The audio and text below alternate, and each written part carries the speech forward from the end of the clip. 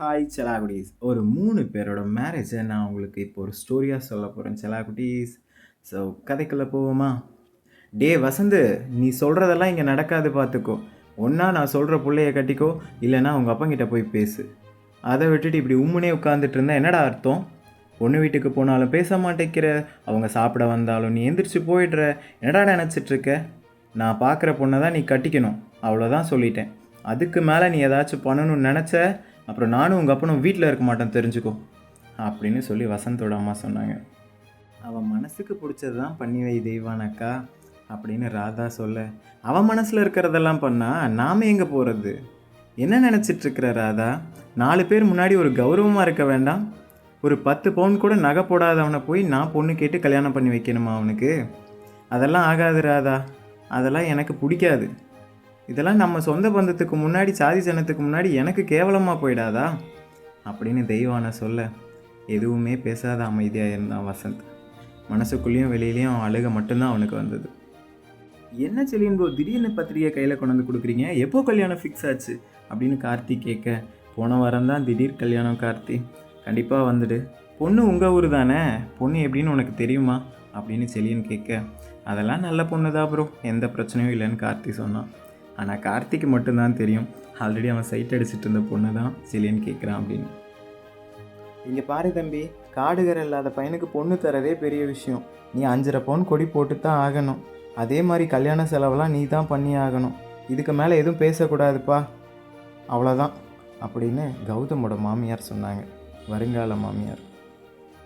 இப்படி 3 மாப்பிள்ளைங்களும் அவங்க சூழ்நிலைக்கு ஏற்றாப்புல கல்யாணத்துக்கு தள்ளப்பட்டாங்க.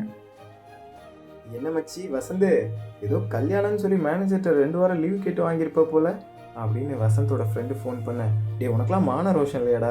மான ரோஷம் இருக்கிறவனா இருந்தால் ஃப்ரெண்டு கல்யாணத்துக்கு கூப்பிட்டா தாண்டா போகணும், நீ எதுக்குடா எனக்கு ஃபோன் பண்ணுற, ஃபோனை வைடா அப்படின்னு கோவமாக ஃபோனை வச்சா.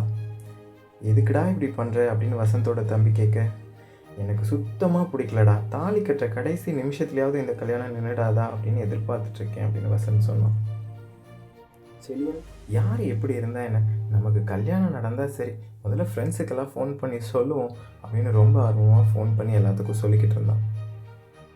தான் அம்மா பணத்தையே வாங்கி தனக்கே வட்டி கொடுக்குறாங்க அப்படிங்கிறது தெரிஞ்சும் கூட வேறு வழி இல்லாத கௌதம் போய் அவங்க வீட்டு முன்னாடி நின்னான். மாமா, கல்யாணத்துக்கு கொஞ்சம் பணம் தேவைப்படுதுன்னு கேட்டான். இங்கே பாரு கௌதமே, எவ்வளோ வேணால் வாங்கிக்கோ, உனக்கு இல்லைன்னு நான் சொல்ல போகிறேன்னா, ஆனால் வட்டி மட்டும்தான் வாங்குவேன், 1 வருஷத்துக்கு மேலே தான் அசலை தரணும், இப்போவே நீ திரும்ப கொடுத்தா நான் வாங்க மாட்டேன் அப்படின்னு கண்டிஷனோடு கொடுத்தான் அவன் தாய் மாமன். பொண்ணுலேருந்து பொண்ணோட அம்மா பாட்டின்னு எல்லார் போடுற கண்டிஷனையும் ஒவ்வொன்றா சாட்டிஸ்ஃபை பண்ணி வச்சு எல்லா பக்கமும் கடன் வாங்கி கல்யாணத்தோட வேலையை அறிகுறியாக பண்ணிட்டு இருந்தான் கௌதம். இங்கே பாரியா, நீ என்ன பண்ணுவியோ ஏது பண்ணுவியோ தெரியாது, பொண்ணுக்கு நகை எடுக்கும்போதே எனக்கும் நகை எடுத்து கொடுத்துடணும். என் சொந்த பந்தத்தை நான் பார்த்துக்கிறேன், உன் சொந்த பந்தத்தை நீ பார்த்துக்கோ. என் சொந்த பந்தத்தோட பேரெல்லாம் வரிசையாக பத்திரிக்கையில் வந்துடணும். உன் சொந்த பந்த பேர் போடுவியோ போட மாட்டியோ, எனக்கு அதை பற்றியெல்லாம் கவலை இல்லை அப்படின்னு வசந்தோட அம்மா சொல்லி கண்டிஷன் போட்டுட்டு இருந்தாங்க. கல்யாணத்துக்கு 2 நாள் முன்னாடி வரைக்கும் வசந்த் என்ன பண்ணுறதுனே தெரியாமல் முழிச்சிட்டு இருந்தான். அப்புறம் ஒரு வழியாக தன்னை கன்வின்ஸ் பண்ணிக்கிட்டான்.